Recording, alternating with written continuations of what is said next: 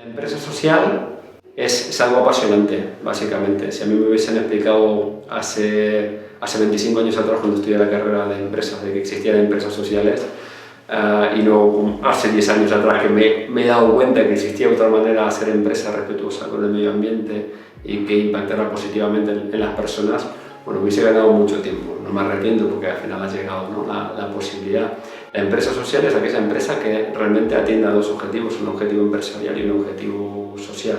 Existen tantísimos retos dentro del mercado, ¿no?, que se pueden abordar desde la empresa como objetivo principal, y hacen falta emprendedores y emprendedoras sociales que pongan su corazón en dar solución a esos retos, a ese impacto. Os puedo asegurar que es altamente gratificante, que es además un objetivo profesional posiblemente de mayor envergadura de que si estuvieras en una empresa al uso, porque sacar una cuenta de resultados solamente es relativamente fácil.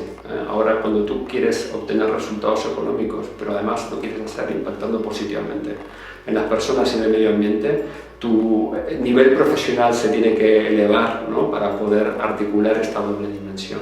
Bueno, hay un emprendedor social de referencia que es Mohamed Yunus, que es el padre de las empresas sociales. Él creó un banco para prestarlo a quienes nadie les querían prestar, a personas de muy bajo recurso, y a través de un sistema, ¿no?, de microcréditos ha conseguido sacar a millones de personas de la pobreza.